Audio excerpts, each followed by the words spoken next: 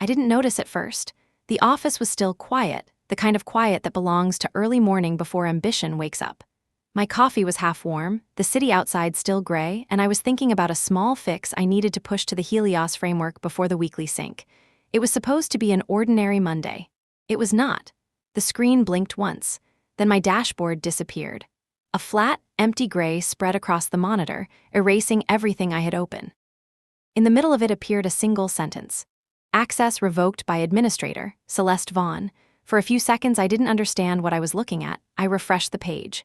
Nothing. I checked the network. Fine. The words didn't change. The more I refreshed, the more final it looked, as if the system itself were tired of being questioned. Helios. My system. The one I had built layer by layer for 6 years. The one that kept government data flowing through servers on 3 continents. It was more than code. It was a living structure that knew my fingerprints. Seeing that message felt like watching someone change the locks on my own house while I was still standing inside. Outside my cubicle, keyboards clicked in rhythm. The same people who used to come to me for answers were now pretending not to see me. The air smelled of roasted beans and denial. Someone laughed from the far side of the floor. I stared at the monitor until the reflection of my own face blurred into the gray. I opened my email. The first subject line hit me like a cold wave: Project Helios Leadership Transition. Then another, Executive Sync Invite Updated List. I clicked both. In the new invite, my name wasn't moved to optional. It was gone. The architecture review I had chaired every Monday for 4 years now listed, presenter, Celeste Vaughn. Celeste, the new star. She joined 8 months ago, a consultant turned prodigy with her perfect hair and the kind of smile that always looked rehearsed for cameras. People said she had Lucian's ear. Lucian Hale, our new CEO, the man who thought disruption meant breaking whatever worked before. I scrolled through old threads, searching for an explanation, some warning I might have missed. There was nothing. Only silence wearing the mask of professionalism. At 8:47 my phone buzzed with a message from it. Hi Coraline, confirming the completion of your access transition. Please contact your line manager for details. Thank you for your understanding. Understanding. The word rolled in my head like an insult delivered politely. I locked my screen and walked out. The elevator ride to the 20th floor felt longer than usual. I watched my reflection in the mirrored wall, calm and unreadable, like someone rehearsing for a role she didn't audition for. When the doors opened, the air changed, cooler, sharper, perfumed with the sterile confidence of the executive level. Through the glass conference room, I saw my world turned into a presentation. Lucian stood at the head of the table, silver watch catching the light. He was barely in his 40s, but carried himself like someone who believed the room owed him its oxygen.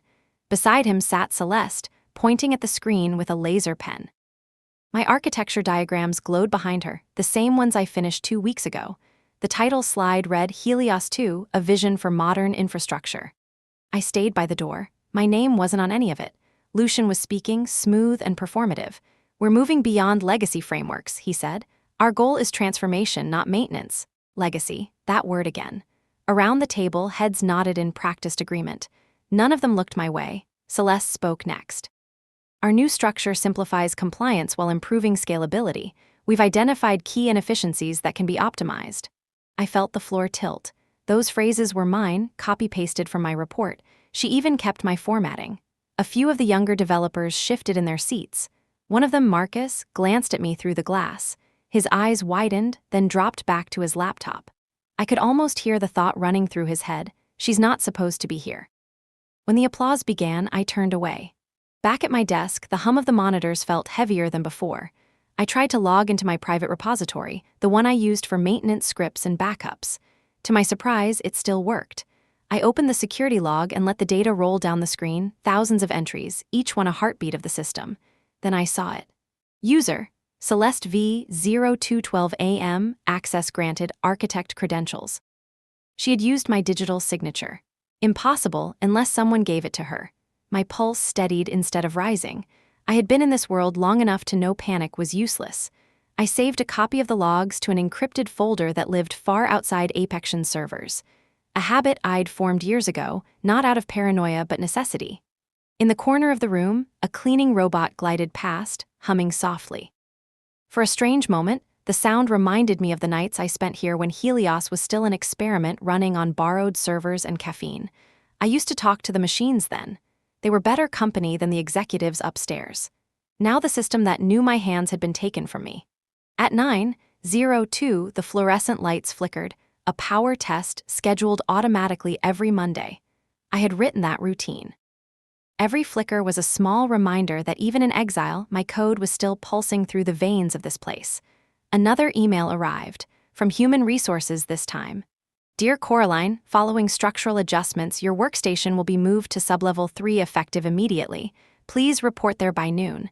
Thank you for your continued cooperation. Sublevel 3, the server floor. They wanted me out of sight. Fine. I closed my laptop, finished the cold coffee, and took the stairs instead of the elevator. The climb down felt like descending into the belly of something that had forgotten it once needed me to breathe. The door to sublevel 3 opened with a hiss of recycled air. Rows of black server racks stretched like cathedral columns into the dim light. The sound was steady and alive, the hum of circuits, fans, and data in motion. To most people it was noise. To me, it was a language. I sat at an empty workstation near the far wall, plugged my laptop into a maintenance line, and waited for the connection to settle. No one came to check on me. No one ever came down here unless something was broken. The console blinked green. Connection secured. And just like that, I was inside again, not the way I used to be, not with authority, but with something stronger, invisibility. If they wanted me gone, they should have known better than to bury me among my own machines. The hum grew louder, almost comforting. I opened the encrypted folder where I'd stored the access logs and began reading line by line, tracing the fingerprints of betrayal. Somewhere above me, in a boardroom filled with polished smiles, they were celebrating a victory built on stolen code. Down here, surrounded by the heartbeat of Helios, I was already writing the first line of something new. Not revenge. Not yet. Just the beginning of remembering who I was before they decided to erase me. The servers spoke in patterns, each tone a pulse I had learned to read better than human language. Whenever the air conditioning shifted or the fans spun unevenly, I could tell which node was struggling. The machines were predictable that way. People weren't. I checked the latest access reports again. Celeste had copied the entire compliance directory, every framework I had written for the government proposal, and every encryption schema attached to it. The pattern of downloads wasn't random. It was fast-focused, the kind of transfer done by someone who already knew where everything valuable was, which meant Lucian had told her.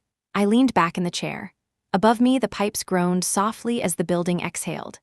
My reflection on the laptop screen looked like a ghost caught between cables. It wasn't anger that filled me then. It was something colder and sharper, the kind of silence that comes after a storm when you realize the damage is already done. My phone buzzed. A message from Raj, the systems engineer who used to sit beside me before they split our team. Heard about the changes. You okay? I typed back, define okay. Then deleted it. I didn't owe anyone an explanation. Instead, I opened the backup interface for the Helios architecture. The version I had designed still lived in fragments, scattered across old servers that no one had touched since the migration. I had built them to self-archive, a small precaution that looked like redundancy on paper but was really a memory system. Every major update, every deleted file, every commit with my name was stored there.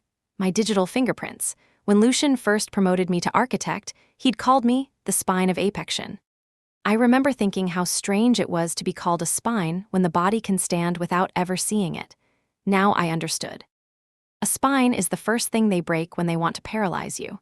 At 10:12, the overhead lights flickered again. Someone upstairs was rebooting servers to apply Celeste's changes. The timing made me smile. They were replacing code they didn't understand, rewriting a heart they'd never learned to listen to. I typed a short command and pulled up the secondary security grid, the one no one except me knew existed. It wasn't malicious, not even hidden, just forgot. Inside it were 6 modules, compliance checks, redundancy logs, authorization chains, all marked as legacy. Legacy, their favorite word. The perfect disguise. While the new generation bragged about innovation, they'd left the foundation untouched because it was too complicated to replace. My code lived there, silent but awake, waiting. I thought about walking upstairs and confronting them, demanding a meeting, demanding justice, but the thought died before it reached my lips. Lucian would smile that politicians smile and talk about transition and new opportunities. Celeste would pretend not to understand what I meant. The board would call it an internal matter. No, I told myself, you don't fight storms by shouting at the sky. You build a shelter underneath. I plugged in a portable drive and began copying every hidden log I could find. Data flowed like rain, line after line, until the folder filled with years of invisible labor. I had built this system out of sleepless nights and half-lived weekends, not for applause, but because I believed in order, in elegance, in the quiet power of something that simply worked. Now I would let that same quiet power defend itself. By noon, I had everything I needed. I zipped the folder, encrypted it, and sent a copy to a private cloud registered under my dormant company name, CD Analytics.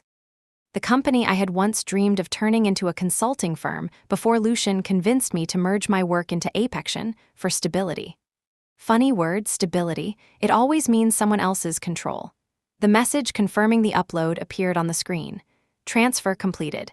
11:58 a.m. I closed the terminal and sat still. The hum of Helios wrapped around me like a heartbeat. I had been written out of the company story, erased from the credits, but deep inside this labyrinth of cables and data, my name still existed in every line of code. No one could erase that without tearing down the system itself. Somewhere above, a round of applause echoed faintly through the floor. Probably the end of Celeste's presentation.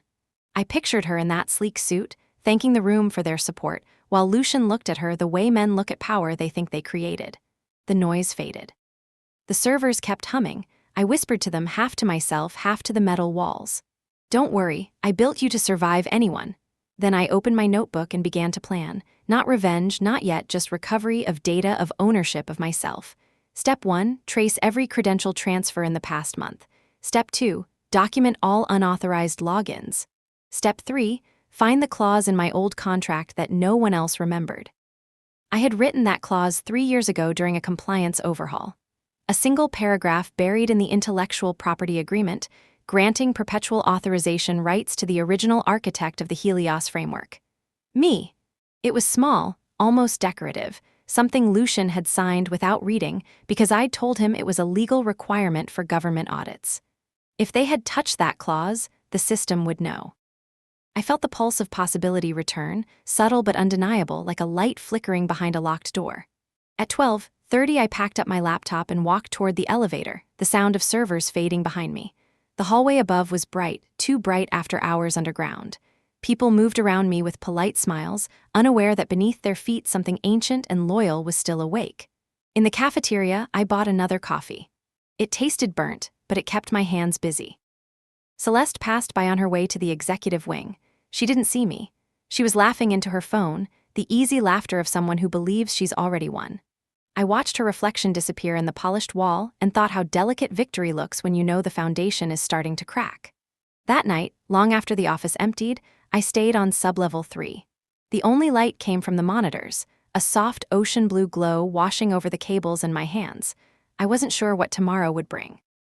Maybe a formal dismissal, maybe silence. But for the first time since the message appeared that morning, I wasn't afraid. They had taken my name off the surface, but I still lived in the system's core. I opened a terminal and typed a line of code I hadn't used in years. A diagnostic command, simple and harmless, or so it seemed. The screen responded with a pulse of green. Everything was still there, sleeping under the new skin they'd painted on top. I smiled. Sometimes the best place to hide something is exactly where they think they've already replaced it. That was the night I stopped being part of Apexion's system and started becoming my own. The next morning, the air in the sublevel was colder than usual. I wrapped my hands around a paper cup of coffee that tasted like metal and burned hours. The hum of the machines sounded calmer, as if the servers themselves had accepted that I belonged down here. Upstairs, the company was already running on its new schedule. My calendar was blank now. No meetings, no deadlines, no invitations. It was an empty space that should have felt like exile, but it didn't. It felt like a clean slate. I connected to the maintenance line and ran a script to map every access point linked to my old credentials. The screen filled with nodes, blue dots spreading across the grid like constellations. Most of them glowed dormant, but a few blinked red. Unauthorized movements. I zoomed in on one cluster labeled Helios Prod Gov 01. That was the main production server, the one tied to the defense contract. Someone had entered my old directories again last night. The activity started at 2:03 a.m. and ended at 2:14, 10 minutes of silent intrusion. Celeste again. Her ID tag was there, followed by Lucian's executive override. The system recognized them as administrators. It didn't recognize them as architects. That distinction would matter later. I saved the logs and opened my notebook. The pages were filled with sketches of Helios modules, arrows connecting parts of the system like veins in a body. Every diagram told a story of how something worked and, more importantly, how it could break. When I first designed Helios, I wasn't trying to build a weapon. I wanted elegance, a system that could self-heal, self-balance, protect its data with minimal intervention. I gave it routines that monitored itself like immune cells in the bloodstream. Over time, those routines became something more, a living archive of every command, every change, every unauthorized breath that entered its core. Now that memory would protect me. I launched a diagnostic script that filtered through the logs for inconsistencies. Within seconds, the terminal flashed a warning: credential overlap detected, architect signature used by administrator. I sat back, listening to the quiet beeps that followed. That message wasn't supposed to exist. It meant someone had manually inserted my authentication key into their own profile, which was impossible without root access. And only Lucian had that. I typed another command. The data unfolded like a confession. 2 weeks ago, Lucian had approved a request from Celeste for temporary access to the compliance repository. The reason listed: system optimization under executive directive. The timestamp matched the night she downloaded my files, so that was it. The betrayal was official, signed, and logged. They hadn't even tried to hide it. I felt no anger, only precision. Opening the archived contract folder, I searched for the document that mattered, the intellectual property clause from 3 years ago. It took a few minutes to find. The file name was nondescript, buried under audit paperwork. When it opened, the familiar paragraph greeted me like an old ally. Any modification or deployment of the Helios core framework requires written authorization from the original architect. Failure to comply will trigger a compliance lock and transfer ownership of all derivative systems to the architect's registered entity. It was elegant, almost poetic in its legality. Lucian had signed it himself during a crisis when we nearly lost the network after a cyberattack. I'd written it quickly, pretending it was standard procedure, and he had approved it without reading. The clause wasn't just a line of text. It was code too. I had mirrored it inside the Helios kernel, a small validation module that checked digital ownership certificates before allowing structural changes. For years it had been dormant, logging quietly. One small configuration change could make it enforceable. I looked at the line again. One change, that was all it would take. A voice echoed from the stairwell. Someone was coming down. I closed my laptop and waited. It was Raj. He looked surprised to see me, but not uncomfortable. His badge hung crooked on his shirt, as if he had run here in a hurry. "Coraline," he whispered, "you shouldn't be down here." "I work here now," I said, taking a calm sip of coffee. He hesitated. "Officially, you're not supposed to have network access." "Officially," I said, "Helios is still my framework. What do you need, Raj?" He lowered his voice.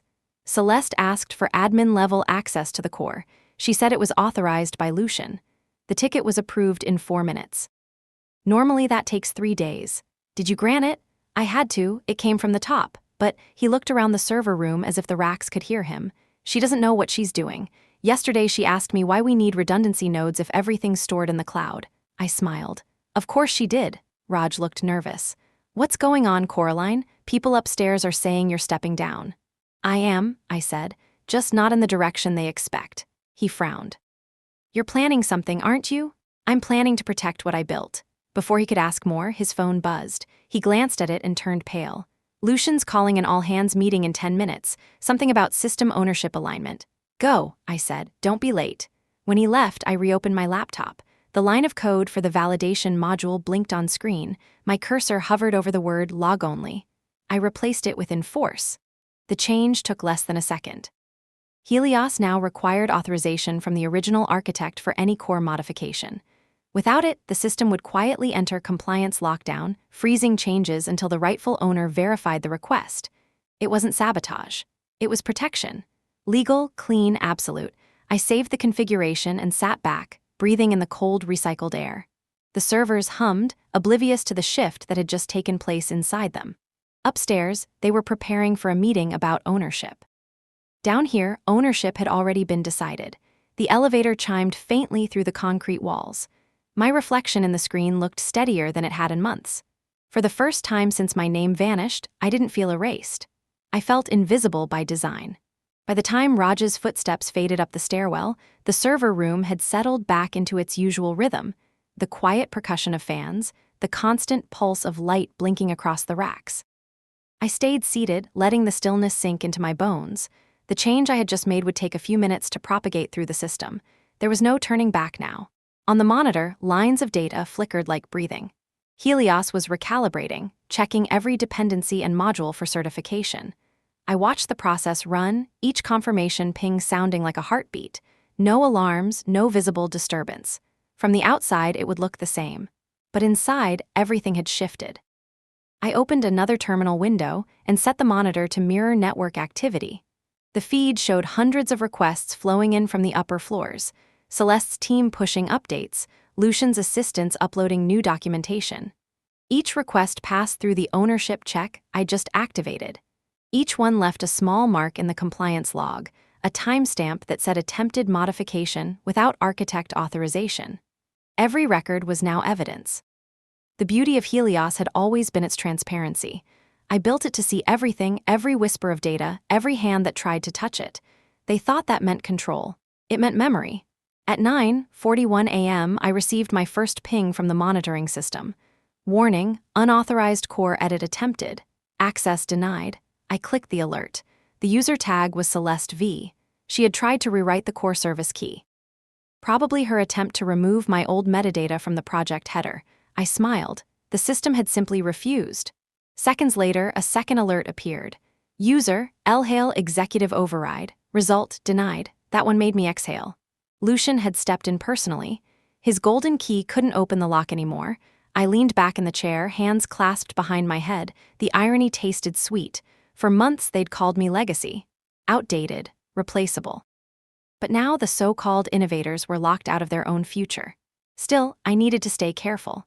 If they traced the change too soon, they might accuse me of sabotage. I had to make the pattern look organic, like a simple system bug. I wrote a small patch that added a delay between denial messages, making the alerts appear random. It was the digital equivalent of letting the wind rearrange the footprints. The servers hummed as I worked. Their sound had always calmed me more than human voices. Machines don't lie. They either work or they don't. They don't steal credit or smile while twisting a knife. The intercom above my head crackled. A voice I didn't recognize said, "All engineers to the main boardroom, please. Immediate attendance required." I didn't move. No one ever expected Sublevel 3 to answer anyway. Through the network feed, I could see the meeting unfold in fragments. Security cameras syncing with the conference servers, microphones activating, presentation slides uploaded. I piggybacked on the signal. The feed came alive on my screen, the boardroom from a low corner angle. Lucian stood at the head of the table, immaculate as always, sleeves rolled up just enough to suggest he was working. Celeste sat beside him, her posture sharp, her face glowing with the confidence of someone who didn't know the floor was about to open beneath her. Lucian's voice came through the tiny speakers, filtered and metallic. "We've had a few minor access issues this morning. It's just a transition glitch. I want full compliance restoration by end of day." Celeste nodded. "Already on it. I've instructed it to bypass the old validation routines." The words made me laugh quietly. There was no bypass. The system no longer accepted temporary authority. Someone else in the room spoke, a board member named Ellen, her tone hesitant. "Are we sure these validation checks are legacy? The system reports them as active." Lucian's smile didn't waver. "They're leftover modules. We'll strip them in the next build." He had no idea that those modules were now the locks around his kingdom. I minimized the feed and turned to my own console. Every failed edit attempt was being archived to my private cloud. I watched the count rise, 37 unauthorized changes in an hour. Each one a digital fingerprint pointing directly at them. By noon, they were desperate. The log showed frantic attempts from multiple user IDs, emergency scripts, forced pushes, manual edits. All denied. Finally, at 12:18, a new entry appeared. System diagnostic initiated by administrator. Reason, suspected corruption.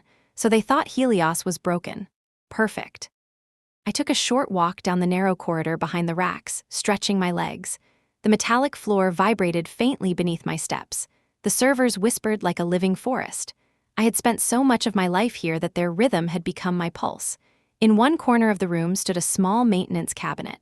Inside it were spare cables, drives, and one old terminal no one used anymore, a relic from the first Helios prototype. I powered it on. The screen flickered to life, grainy and slow, but still functional. I connected it to the internal maintenance network. There, hidden in plain sight, I wrote a single line in the root directory comment field, architect present, watching. It was petty, maybe even reckless, but I wanted the system administrators to see it when they inevitably dug deeper. A reminder that ghosts still lived in their machine. When I returned to my main station, the feed from the boardroom was still running. Lucian's tone had changed. He was pacing now, his charm cracking at the edges. "I want answers," he snapped. "If this system fails before the government review, it's on all of you." Celeste tried to calm him. "We can reinitialize the core environment. It'll clear any outdated permissions." I whispered to the screen, "Try it." At 12:43, the reinitialization began. My console blinked with cascading messages as the servers upstairs attempted to rebuild. The process ran for 30 seconds before freezing. Then, in neat white letters, appeared the same line across every monitor in the network: authorization required, architect certificate missing. Lucian's expression turned blank. He leaned toward the monitor, reading the message as if it were written in another language. Around the table, engineers stared in silence. That was the moment Helios woke up. The system wasn't crashing. It was defending itself, just as I had designed. Every attempt to override it now deepened the log of violations, every desperate fix another proof of ownership in my favor. I watched them flail from my hidden seat in the dark. The satisfaction was subtle, not triumphant, more like the quiet relief of seeing gravity work exactly as predicted. By 1:00 p.m., they called the meeting to an abrupt end. The feed cut off. The room upstairs emptied. I sat still for a while, letting the glow of the monitors wash over me. My hands were steady. My coffee was cold. It wasn't over, not even close. But for the first time since they erased my name, I could feel the balance shifting back toward truth. Helios had remembered its architect, and now the shadow that lived inside their system had a voice again, mine. The train climbed through a white valley where the snow looked untouched, like a world rebooted. I had not slept the night before. Instead, I watched the city disappear through the glass and thought about how far a person can travel while pretending to be calm. My badge said vendor technical support, a made-up role, easy to ignore. The kind of title that blends into catering staff and logistics. Apexion was holding its annual strategy summit at a resort called Bell Glacier, a fortress of glass and pine perched above the clouds. I had booked my own room through a corporate sub-account I created years ago for vendor testing. No one ever deleted those. By the time the shuttle reached the resort, the snow was falling in clean, vertical lines. Executives stepped out in tailored coats, laughing, phones held high for photos. I followed behind them, carrying a case that really held my laptop and a tangle of encrypted drives. No one checked the contents. People rarely suspect the help. Inside, the lobby smelled of cedar and expensive silence. A fireplace crackled. Somewhere beyond the reception desk, I heard Lucian's voice, that practiced warmth he used when cameras were near. "Transformation begins with trust," he was saying. I wondered if he believed it or just liked how it sounded against mountain air. I took the elevator to the 3rd floor. My assigned room sat directly above the main conference suite. The irony made me smile.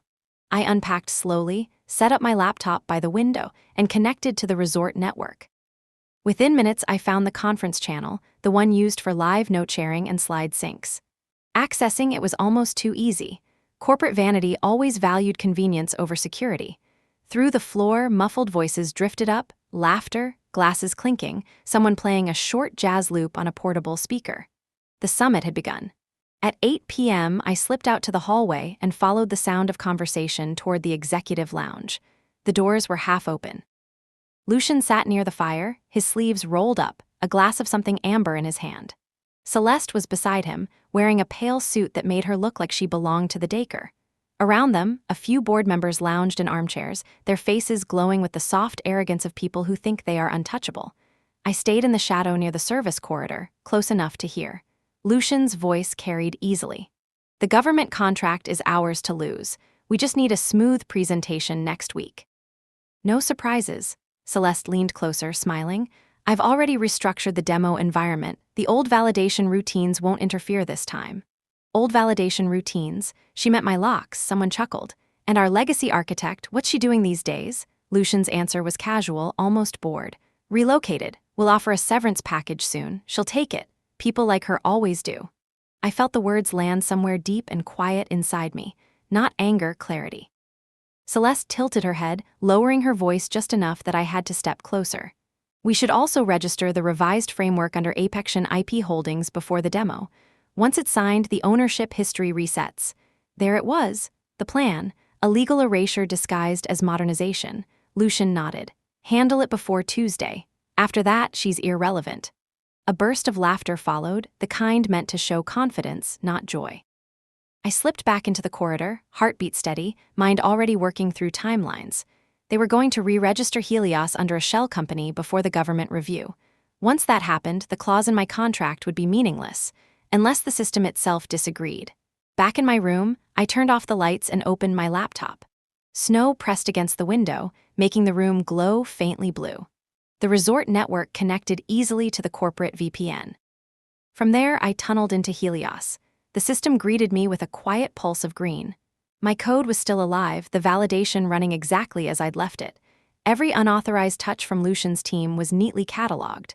The logs filled the screen like falling snow, each line a testimony. Then, among them, something new appeared: pending authorization request, re-registration module. Timestamp, 1956. Origin, Bell Glacier Conference Suite. They were doing it now. I watched the request hang, waiting for an architect's certificate that would never arrive.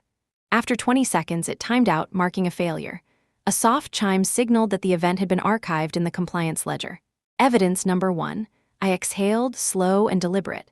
The system was protecting itself exactly as intended. All I had to do was let it keep watching. Still, I couldn't sleep. I kept the feed open, eyes following the silent dance of access attempts and denials. Outside, the wind picked up, pushing snow against the window in small bursts that sounded almost like tapping fingers. At 9:45, I stepped onto the balcony for air. Below, through the conference windows, the meeting was still going. I could see them raising glasses again, the champagne catching firelight. Lucian's voice carried up through the cold. To transformation, he said. To new ownership. His words floated into the dark like a challenge. I whispered back, though he couldn't hear me. Ownership has already been decided. The mountains stood silent, white and endless. Somewhere inside that silence, Helios kept breathing, recording, remembering. I stayed there until the glass of the balcony rail froze beneath my palms, then went back inside and began to prepare the next move. The night was far from over. I woke before dawn to the sound of footsteps in the hall, doors closing softly, laughter swallowed by distance. The air smelled of snow and hotel detergent. Outside, the mountains were still half asleep, the sky a gradient of gray and silver. I brewed coffee from the tiny machine near the window and sat down at the desk. The connection light on my laptop glowed steady blue, meaning Helios was still tethered to me, still listening. I typed a quick query to check system integrity. No errors, no warnings, just a calm heartbeat of green. Then the notifications began. One by one, access attempts from the Summit Conference Suite. Celeste's ID, Lucian's override, a few new names I didn't recognize. They were trying to reinitialize the authorization system again, probably assuming the resort's network isolation would give them control. Each request failed, each denial logged. By 7 a.m., they had triggered 12 separate compliance alerts. I was tempted to interfere, to send a message through the server feed, but that would expose me too early. Instead, I opened a new document and began to write, quietly and methodically, a record of every violation, every timestamp, every digital footprint that proved the theft. When the time came, I would not need emotion. I would need evidence. At 9, the resort lights brightened.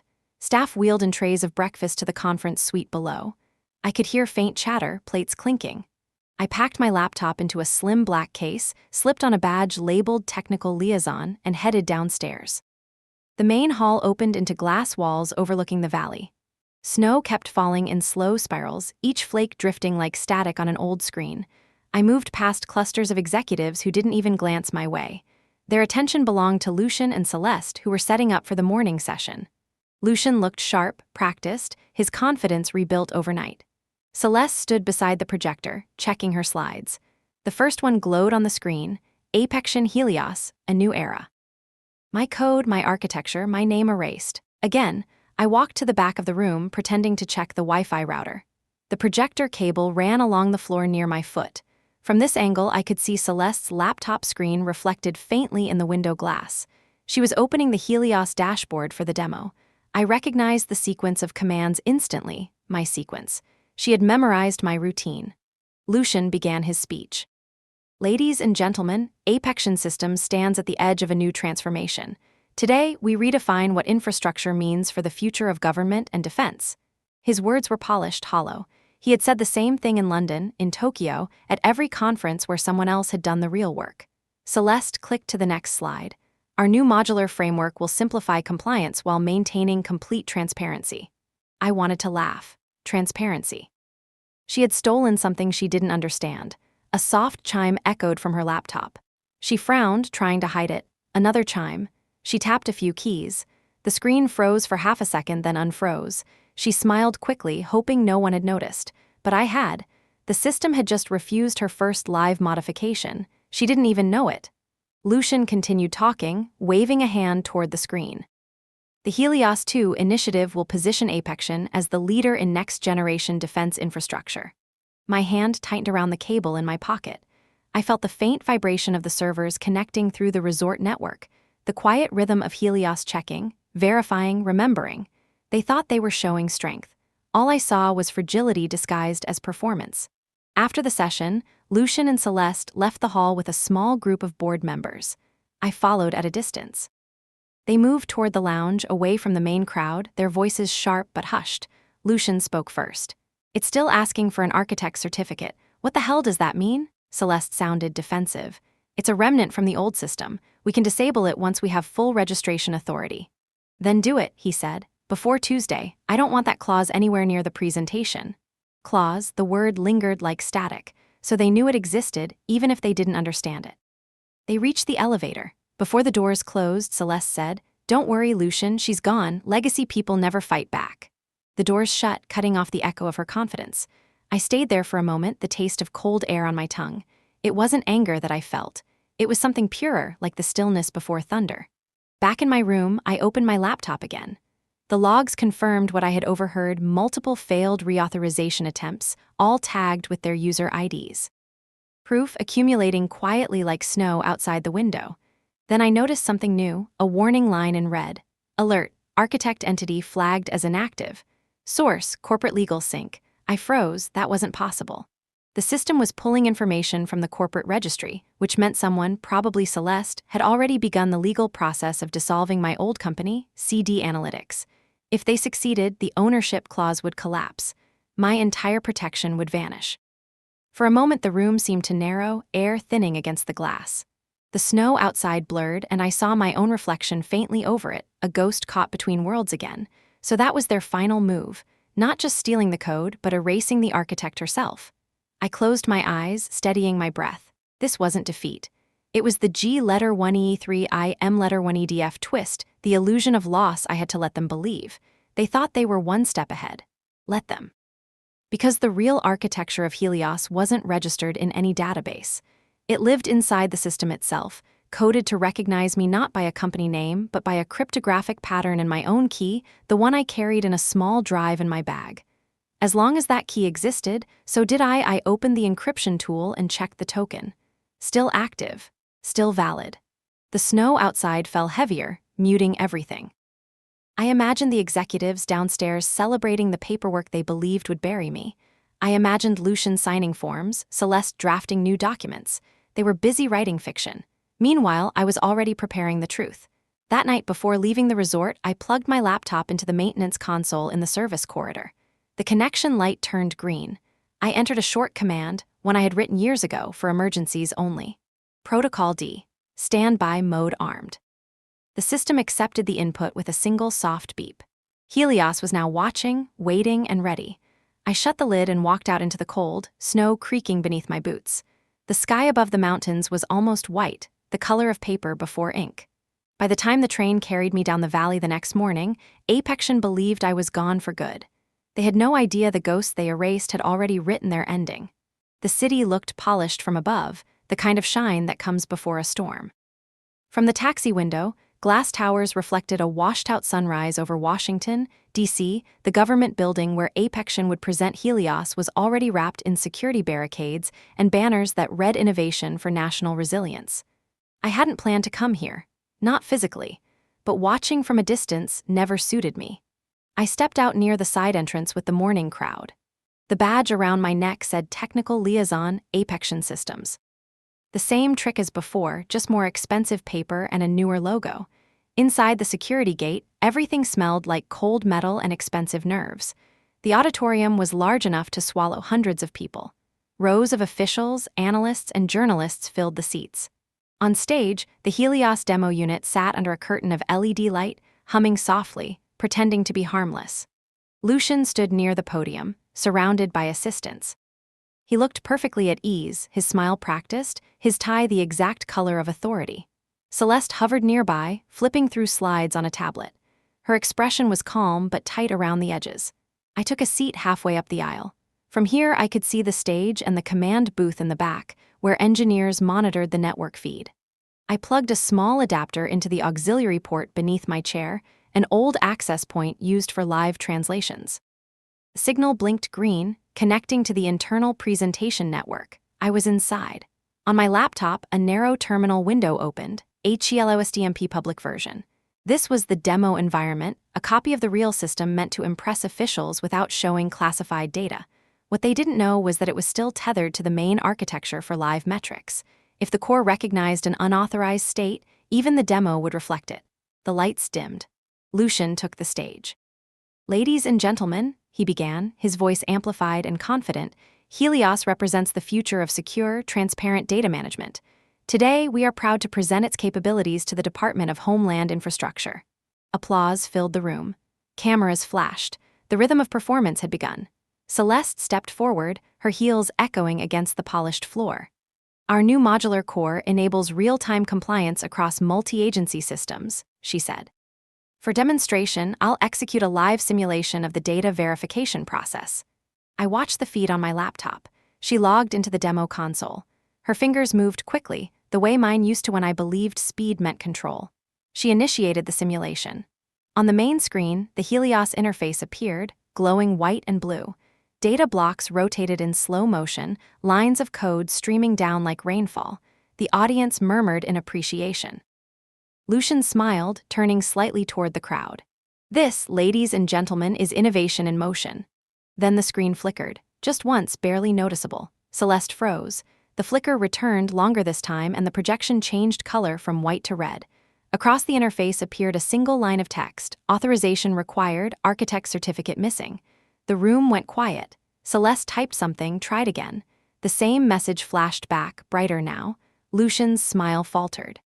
"It's a minor connection issue," he said quickly, glancing toward the command booth.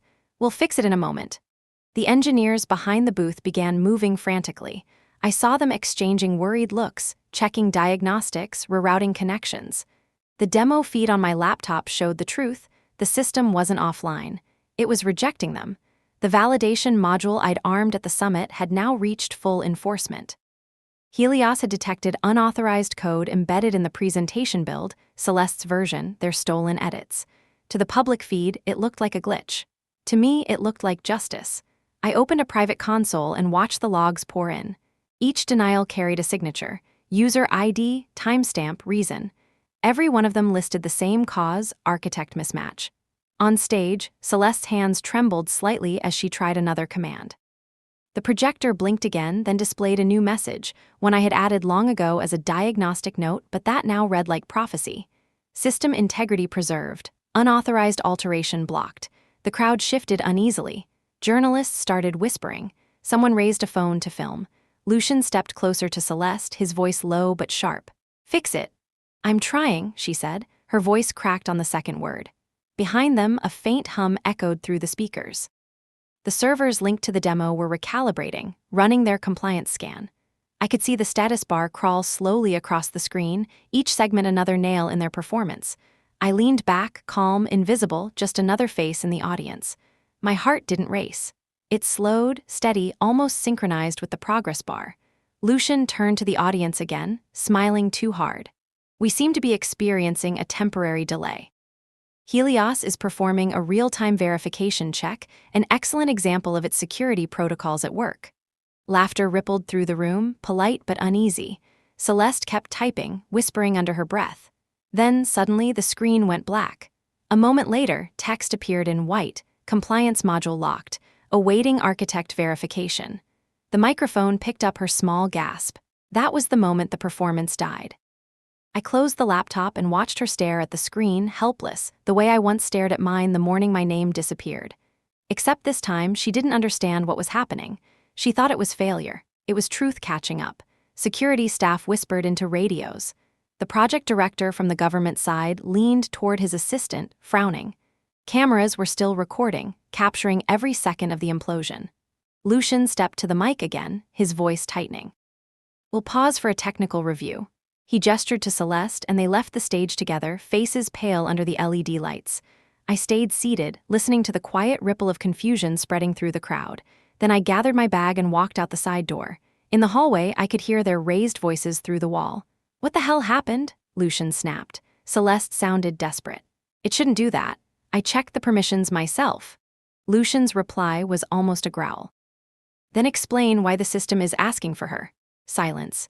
Then Celeste again, smaller now. "You mean Coraline?" I smiled and kept walking. Outside, sunlight reflected off the marble steps, dazzling and cold. I slipped on my sunglasses and stepped into the open air. The wind tasted of iron and distance. Helios was awake, and it had spoken. I walked to the end of the block before turning around. From the steps of the federal building, I could still hear the noise from inside, the confusion of a show that had lost its rhythm. Through the glass facade, the LED screens flickered red and white, messages chasing each other like heartbeat monitors.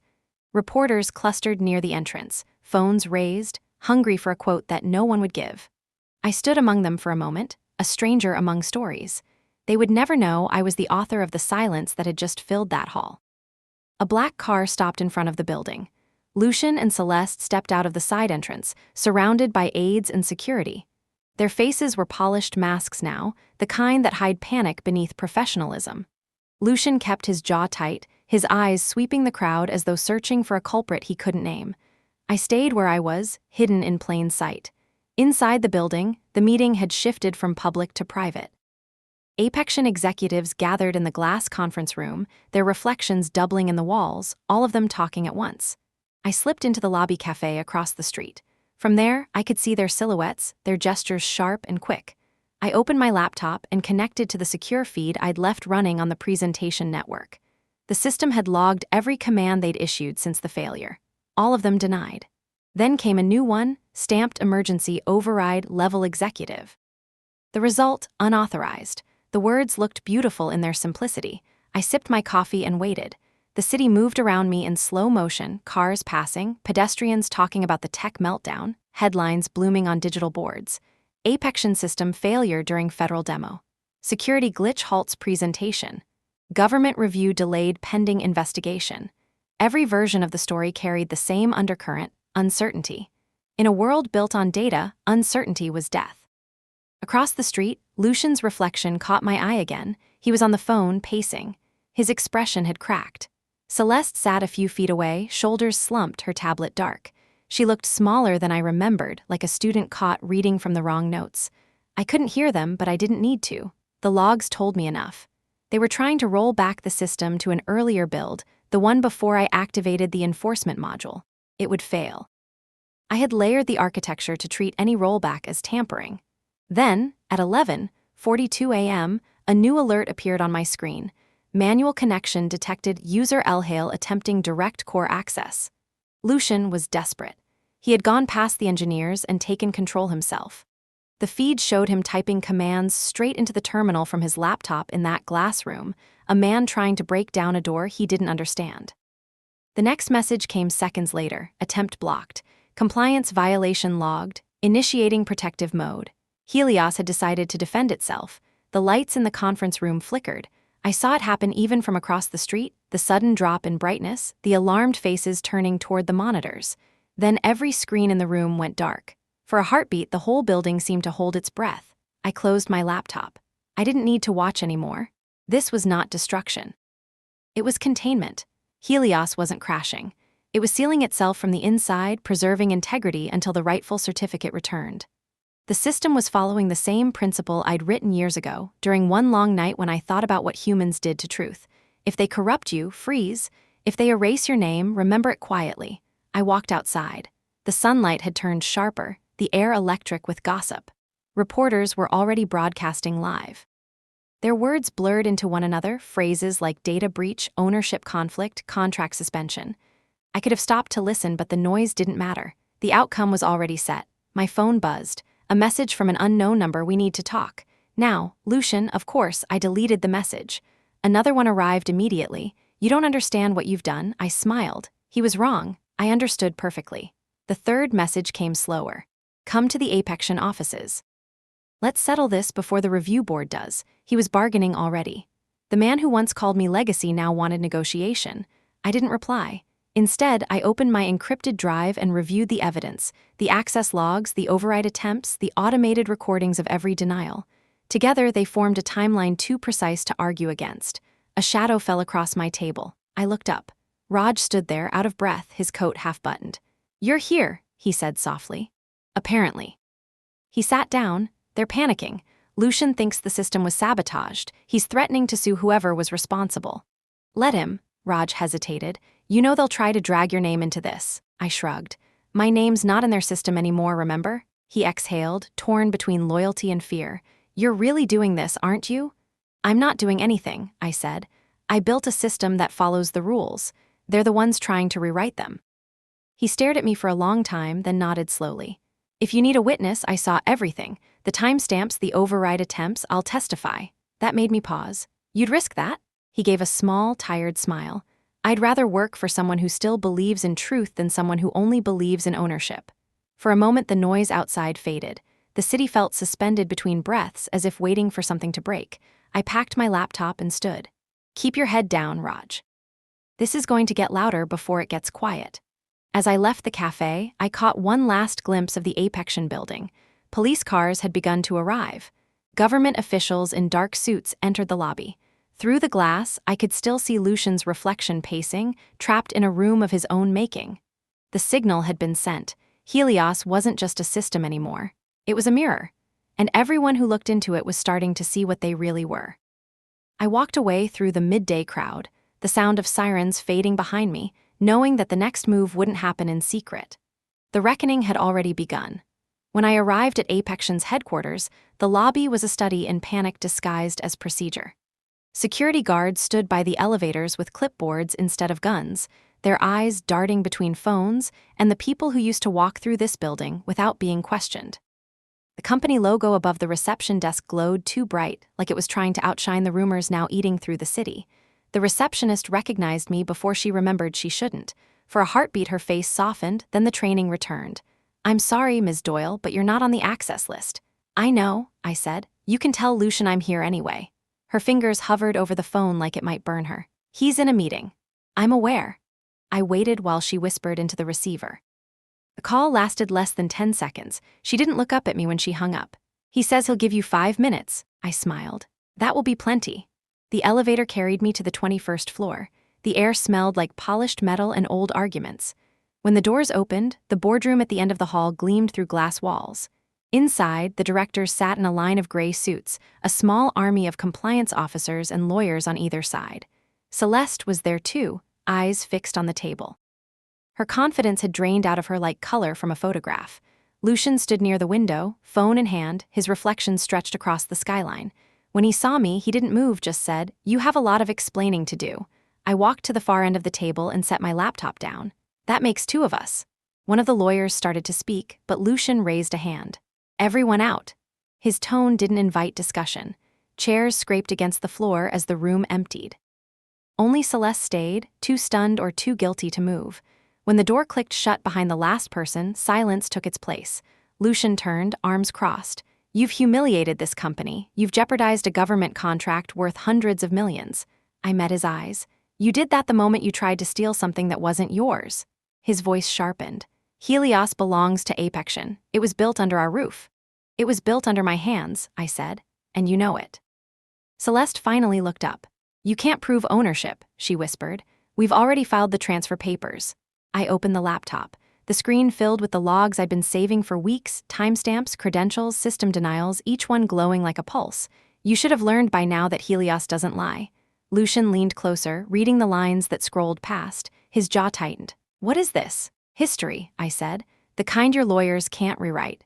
He tried to keep his composure. You expect me to believe that a system recorded all this without human interference? I don't expect you to believe anything. I expect you to listen. I looked at him, then at Celeste, then back again. I have 3 questions. Answer them honestly and this ends quietly. Lucian's laugh was small, brittle. You're not in a position to interrogate anyone. Then think of them as diagnostics. He didn't stop me. The first question, I said, who authorized Celeste Vaughn to access the compliance directory under my signature? Lucian opened his mouth, then closed it. Celeste glanced at him, then down at her hands. The silence answered for them. The second question, I continued, who signed the internal memo approving the deletion of CD analytics from Apexion's legal records? His face darkened. That was a procedural update. Signed by you, I said. 2 hours after the Helios re-registration attempt, the system recorded your exact login time. The clause you thought you buried activated the moment that signature went through. He blinked. What clause? The one you never read, I said. The one that states any derivative version of Helios created without the architect's consent reverts ownership to her registered entity. Celeste's voice was barely audible. That's impossible. The company was dissolved. The paperwork was, I said. The entity wasn't. Helios recognizes cryptographic ownership, not corporate paperwork. Every access key you've used since the summit has failed that check. You saw the result on stage. Lucian's mask cracked then, a small tremor in his calm. So what do you want? The third question, I said softly, is simple. When the Department of Homeland Infrastructure asks why the system rejected your demonstration, what story will you tell them? The truth or another version of innovation? Didn't answer. He walked to the window instead, staring at the skyline that no longer reflected his control. Celeste stood abruptly. We can fix this. We can reach an agreement. The government doesn't need to know about the internal. They already do, I said. Helios sent an automated compliance report during the presentation. It listed every unauthorized access attempt. Her lips parted, then closed. You did that? No, I said. The system did. It followed its protocol. Earned that from me? Lucian turned back, the color gone from his face. You'll destroy everything. I'll correct everything, I said. There's a difference. For a moment, none of us moved. The city hummed beyond the glass, 1,000 lives going on as if this confrontation weren't shifting the balance of power in the air above them. Lucian broke the silence. You've made your point. What happens now? That depends on you, I said. There's a way to end this without burning the building down. He raised an eyebrow. And what would that cost? An apology and a signature. He almost smiled. You think this is about pride? It's about proof, I said. You signed the transfer of ownership back to CD Analytics. You admit in writing that Apexion breached the intellectual property clause. You compensate my team for every unpaid hour of development. Then you walk away. Celeste laughed quietly. And if we do, I closed the laptop. Then Helios stays asleep. Permanently. The government cancels the contract, the investors flee, and you'll spend the next 3 years explaining to auditors why your system refuses to acknowledge you. Lucian stared at me for a long time. He was calculating, searching for leverage. He found none. Finally, he said, "Give me until tomorrow." You have until the end of this meeting, I said. Outside, thunder rolled somewhere distant, though the forecast had promised clear skies. Lucian's hand tightened around the back of the chair. If I sign, you'll stop the lockout? I nodded once. Yes, he looked at Celeste. Leave us. She hesitated. Lucian, now. She walked out without another word, her heels clicking like metronomes of defeat. Lucian sat down, staring at the document I had already opened for him. The cursor blinked beside his name. You always were one step ahead, he said quietly. No, I said.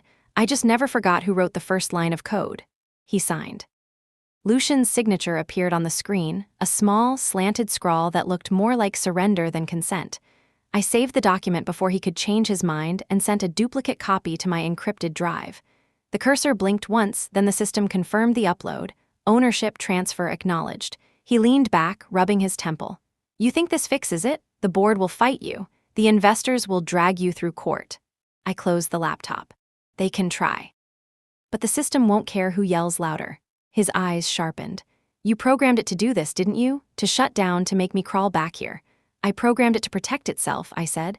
You're the one who mistook theft for leadership. He laughed, short and bitter.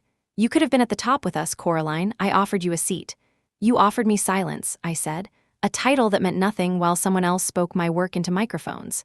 He opened his mouth, then closed it again. The sound of the rain against the glass filled the space between us. I hadn't even noticed it had started raining. Celeste burst back into the room without knocking. Her eyes were wide, her phone trembling in her hand. You need to see this. Lucian frowned. Not now. It's already happening, she said. The compliance servers are broadcasting ownership verification to the government network. Every connected agency is getting the report. He snatched the phone from her hand. The screen showed a stream of system notifications, each one tagged source, Helios Core Validation. At the bottom of the message was a line of text that made him freeze. Current verified owner, CD Analytics Coraline Doyle, timestamp 2 years prior. I could feel the shift in the air like pressure dropping before lightning strikes. That's impossible, he whispered. You just made me sign it. No, I said quietly. That was a formality. He turned to me, realization dawning slow and terrible. You planned this from the beginning. From the moment you promoted me, I said. You didn't notice the clause in the Helios kernel 2 years ago, the one that mirrored the legal contract.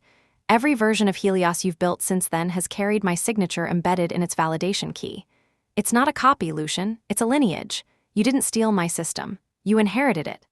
Celeste sank into a chair, whispering, She's been the owner the whole time. Lucian's hand trembled as he set the phone down. You let us think we won. I looked at him and almost felt pity. You needed to believe that, or you wouldn't have shown your true self. I let you build your empire on my foundation because I wanted to see what you do with power you didn't earn. He stared at the rain-smeared glass. So this was revenge. No, I said. Revenge is emotional. This is balance. Behind us, the door opened again. 2 security officers stepped in, followed by a woman in a dark government suit. She carried a folder embossed with the department seal. Mr. Hale, she said evenly, we're here to conduct an immediate audit regarding the Helios presentation. Our systems received an automatic ownership verification report this morning. We'll need full access to your internal servers. Lucian tried to recover his posture. There's been a misunderstanding, she cut him off. The report was digitally certified and timestamped 2 years ago. There's no misunderstanding, sir. Apexion appears to have been operating under false registration. He looked at me, searching for a lifeline, but I stayed silent. The woman turned to me. Ms. Doyle, the department appreciates your cooperation. We'd like to schedule a debrief with you regarding the system's compliance framework. Lucian's voice broke. You can't just take her word for it. She regarded him coolly. We're not. We're taking the system. He sank into his chair, color draining from his face. Celeste stood, her voice small. What happens to us? I met her eyes. You start over, without stealing someone else's foundation this time. The agents began collecting files, their gloved hands unplugging drives, sealing evidence in metallic envelopes. The sound was steady, methodical, final. Lucian didn't move. He watched as they dismantled the illusion he'd built, piece by piece, until nothing remained but reflections in the rain. I picked up my laptop. I'll see myself out. He didn't stop me. In the hallway, the fluorescent lights hummed softly. The entire floor smelled of ozone and wet paper. Employees whispered as I passed, their faces pale with questions they didn't dare ask. The elevator doors closed behind me, cutting off the noise. For the first time in months, I felt the weight lift from my chest. Not triumph, clarity. Downstairs, the rain had turned into a steady sheet. I stepped outside and let it hit my face, washing away the stale air of the building. Across the street, Raj stood under an umbrella, waiting. He grinned when he saw me. So it's done. It was done a long time ago, I said. They just didn't notice. He laughed softly. You're going to be a legend. I shook my head. No, legends need someone to tell their stories. I'm just going to work. We walked together down the sidewalk, the city's traffic humming like static around us. In my bag, the laptop buzzed once, a single notification from Helios. Protocol D-complete. Ownership validated. System stable. I didn't open it. I didn't need to. The words were enough. The storm had passed, but the air still smelled of electricity. Somewhere above the clouds, Helios kept running, clean, loyal, and free, just like I'd designed it to be. I took a deep breath, tasted the rain, and kept walking. The morning after the audit, the city felt too still, as if the storm had stolen all its sound and left only the echo of what had happened. Every news channel was saying the same thing in different tones. Apexion systems under investigation for intellectual property fraud. On the crawl at the bottom of the screen, my name appeared for the first time in years. Clean, without adjectives, without scandal. Architect and rightful owner of Helios, Coraline Doyle. I turned off the television before the host could start speculating about me. The apartment was small, temporary, the kind of space that lets you think but never lets you rest. I sat by the window, laptop open, coffee untouched, watching the gray light dissolve over the buildings. The notifications from Helios kept coming, steady as rain on glass. Compliance validation complete. Ownership propagated to subsidiary networks. Unauthorized user lockdown in effect. Each line a quiet pulse of order. Then one message stood out in red. Alert, recursive authorization conflict detected. Manual resolution required. I stared at it for a moment, reading it again to be sure. A recursive conflict meant that the system was caught in a loop, two sets of authority trying to overwrite each other. I'd built that fail-safe for emergencies, but it wasn't supposed to trigger now. The clock in the corner read 08:51. I accessed the live console.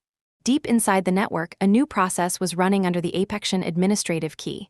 It was attempting to delete the core validation module, the one that defined ownership itself. Someone was trying to erase the system's memory of me. And Helios, following its own logic, had responded by locking every node it controlled. Across the bottom of the interface, a countdown began. Time to system freeze, 9:00 minutes. I didn't panic. Not yet. I'd written this scenario myself once in the abstract, thinking I would never need it. The logic was simple.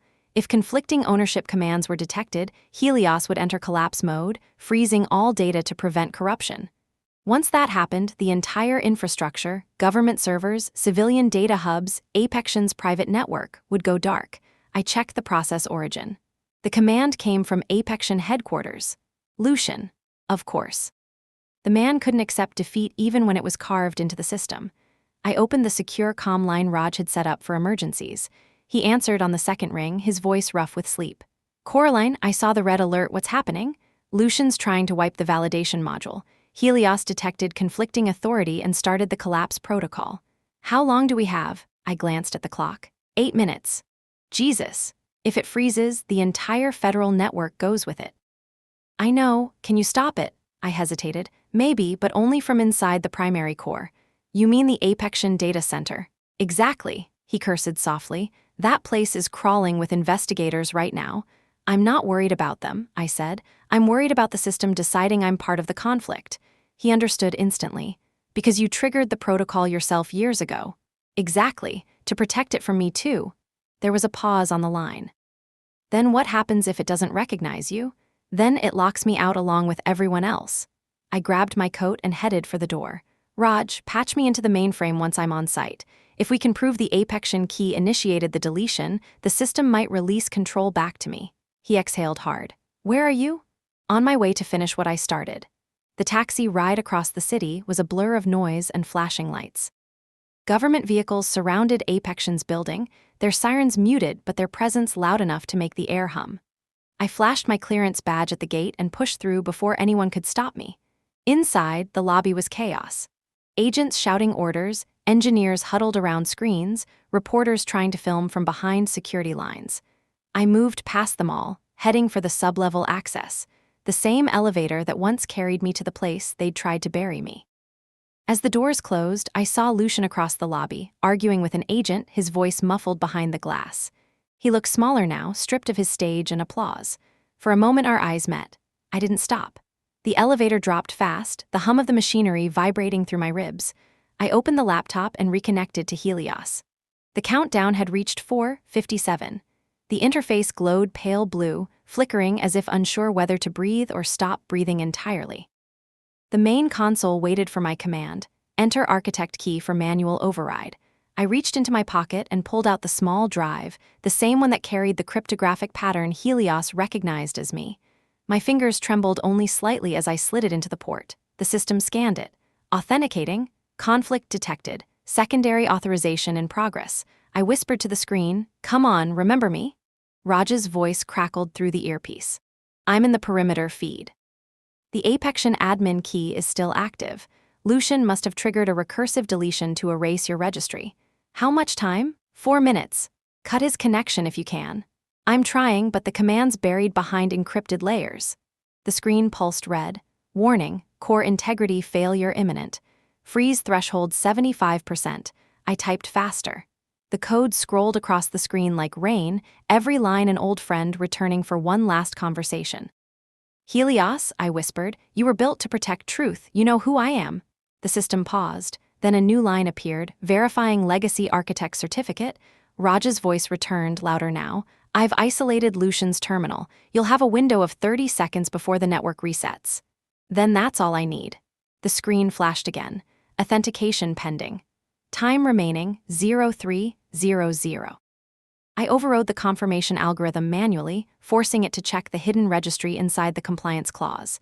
If Helios could see the embedded timestamp, 2 years old, the one no one else knew existed, it would end the loop. The lights above me flickered. Somewhere far above, the building's generators kicked in. My heart synced with the countdown. 0217. Raj whispered, whatever you're doing, do it faster.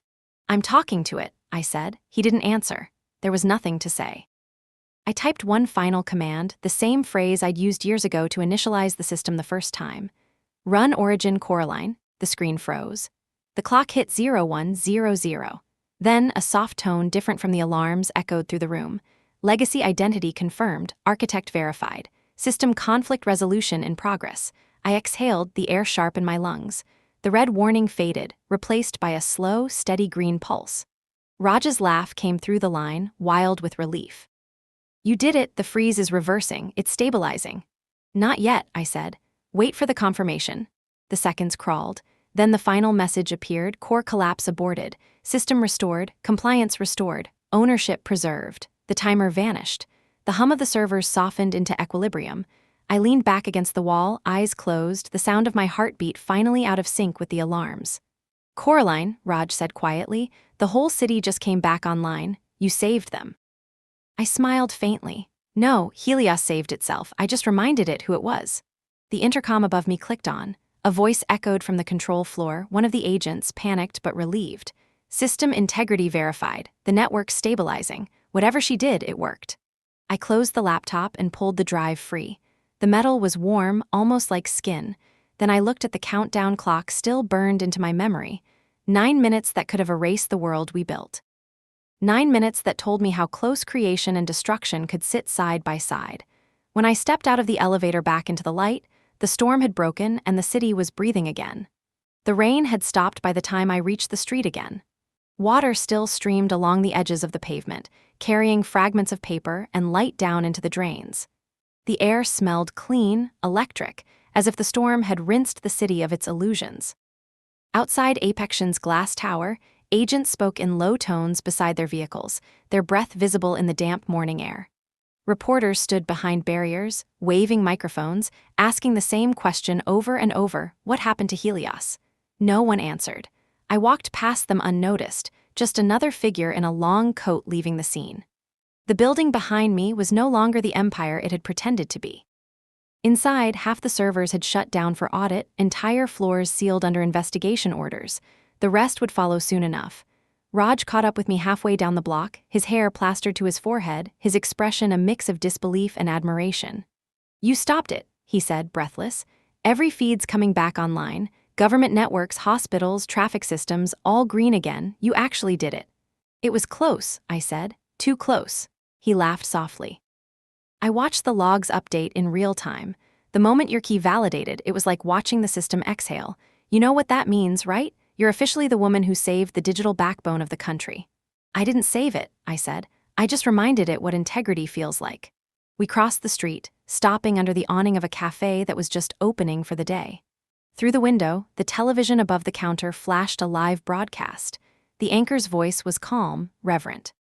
Apexion's Helios network, previously at risk of collapse, has been stabilized. Sources confirm that the system's original architect, Coraline Doyle, personally intervened to prevent a nationwide data freeze. Raj smiled at the screen. They finally said your name. It's strange, I said, hearing it after so long like it belongs to someone else. He looked at me carefully. What happens now? I finished the cleanup, I said, and then I let it go. Behind us, the tower loomed quiet, its mirrored windows catching the pale sunlight. Somewhere inside, Lucian was still in the custody of the auditors, his empire reduced to files and testimonies. The system he tried to control was now a witness against him. I opened my laptop on the cafe table, connecting to Helios one last time. The interface looked different now, calmer, the colors softer, the endless stream of alerts finally silent. In the corner of the screen, a message blinked, architect session active, administrative override available. Raj leaned closer. You could shut them down completely. Apexion every branch, every trace of their code. I could, I said, but that would make me like them. He nodded slowly, understanding. I typed a short command: release non-compliant nodes, maintain core integrity, archive legacy access. The system responded with a quiet tone, then began rewriting itself, separating Apexion's infrastructure from its own. It would survive without them. Raj exhaled. You're setting it free. It was never meant to belong to anyone, I said. Not even me. Across the screen, confirmation lines scrolled by, separation complete. Independent instance initialized. Helios was no longer Apexion's or mine. It was its own organism now, a living network with the memory of everything that had happened and the sense never to let it happen again. I closed the laptop and leaned back in the chair. The city around us was waking up, traffic beginning to hum, people stepping into light that felt new. Raj looked at me. So this is the end. Not quite, I said. There's one more thing. He frowned. What? I pulled the small drive from my pocket, the key that had saved everything. The metal felt warm, almost alive. I placed it on the saucer beside my coffee.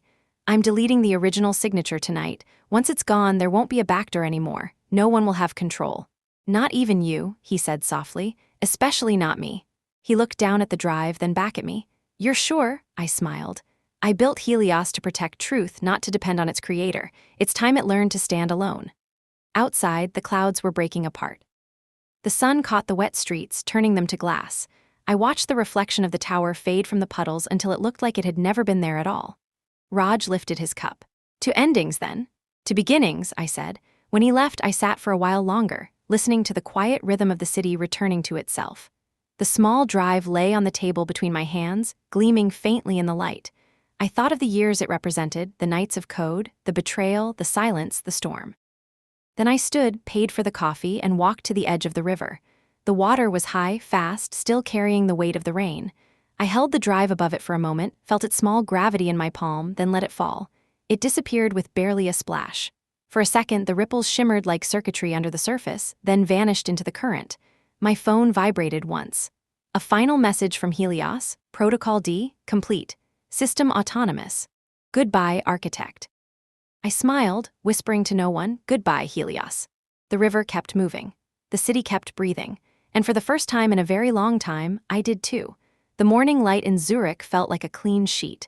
I sat by the window of a small cafe on Schützengasse and watched a tram slide past as if the city were drawing a quiet line across the day. The coffee was stronger than I remembered from the trip to the summit.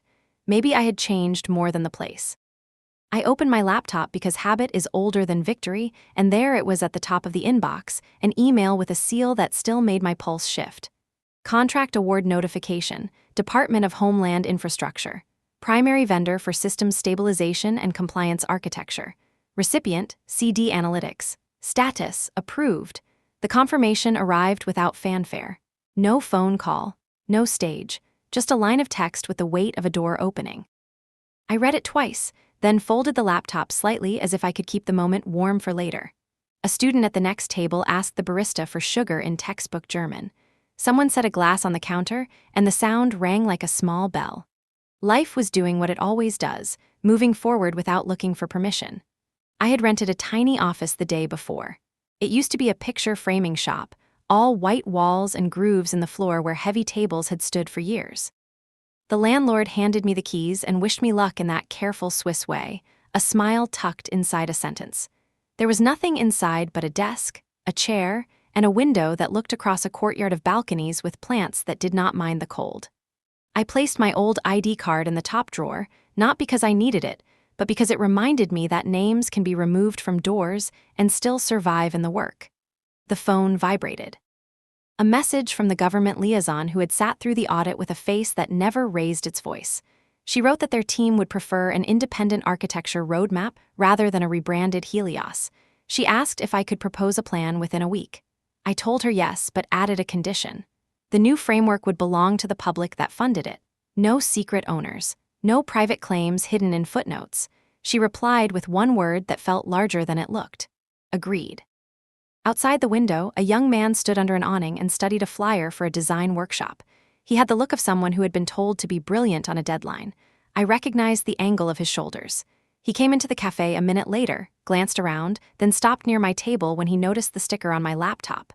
The old CD analytics mark, faded from years in a drawer. "Excuse me," he said in English, careful and polite.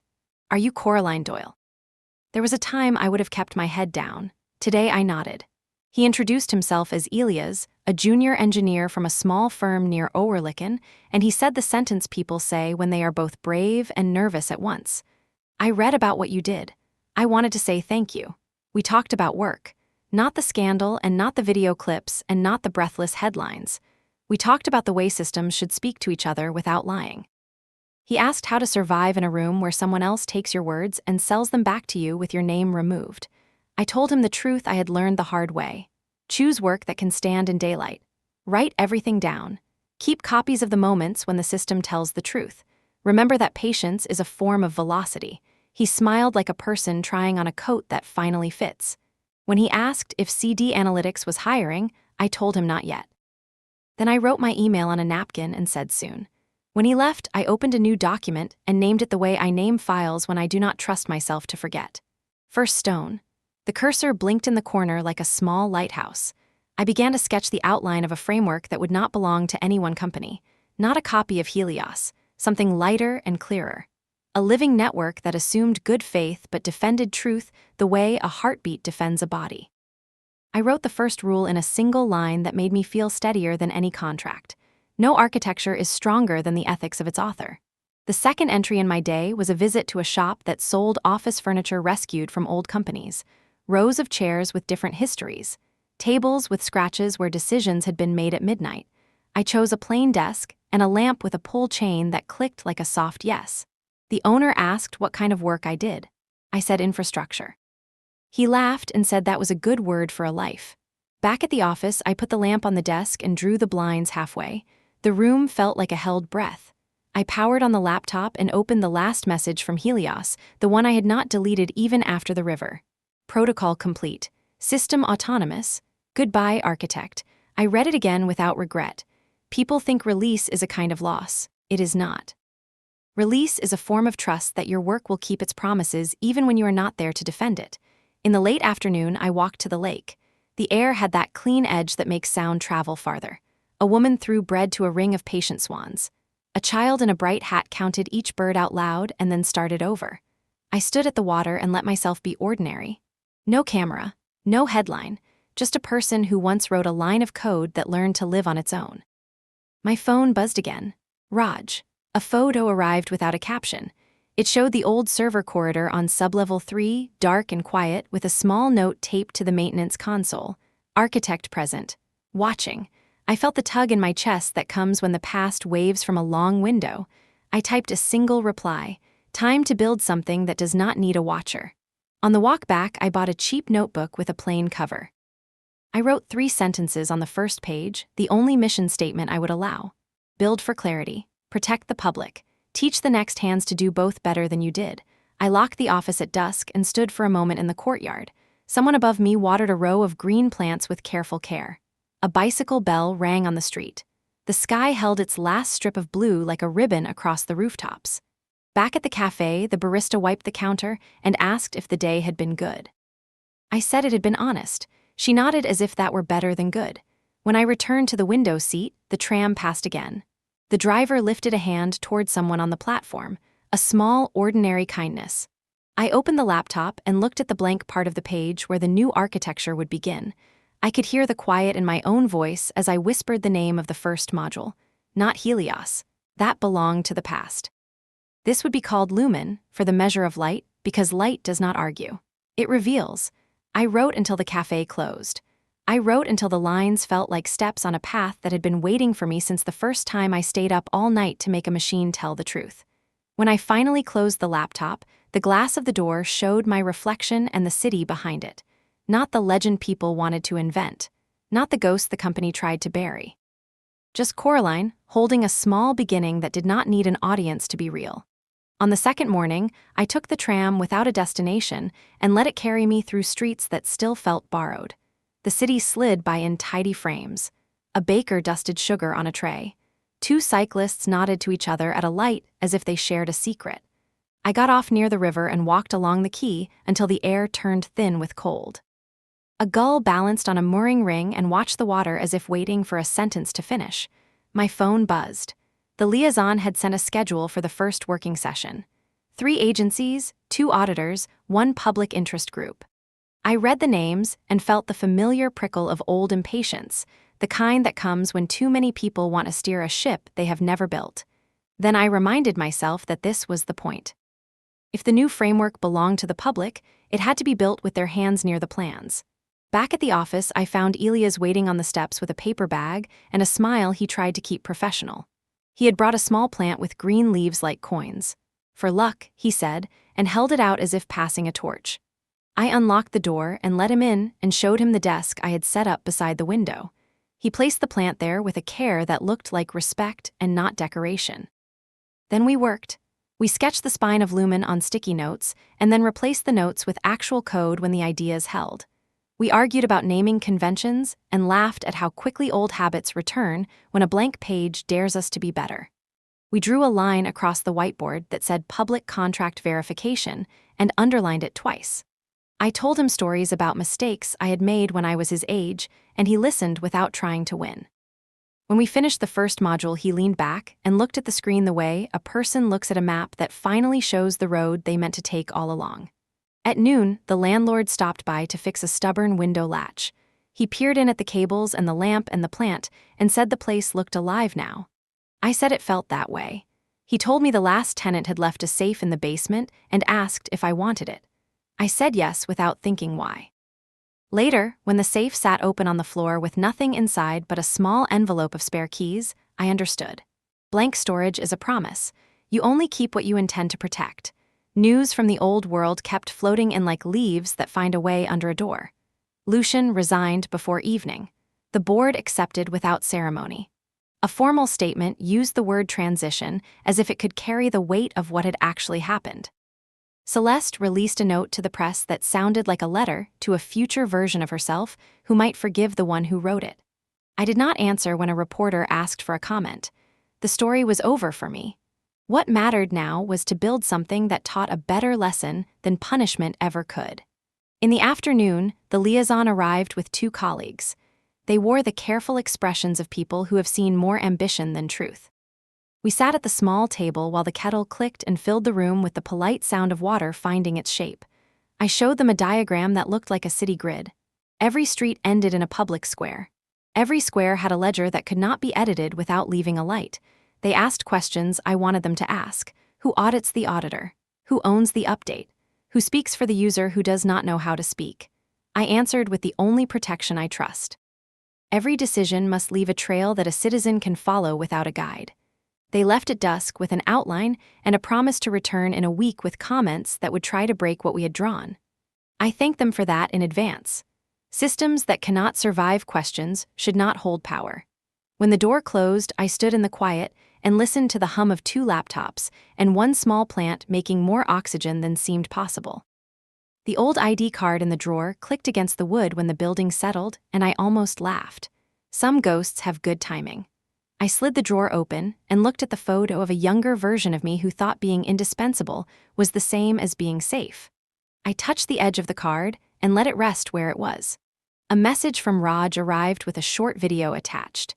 He had filmed the sub-level corridor in the old building and added a caption that read "End of file." In the clip, the camera paused on the empty racks and then tilted up to the ceiling where a strip of light glowed like a final line. I saved the video and sent back a photo of our whiteboard covered in fresh diagrams. "New file," I wrote. He answered with a single word that made me grin in the half-dark. "Begin." Elias stayed late to finish a parser that would translate agency reports into something a normal person could read without medicine. He coded with a tension that made the room warmer.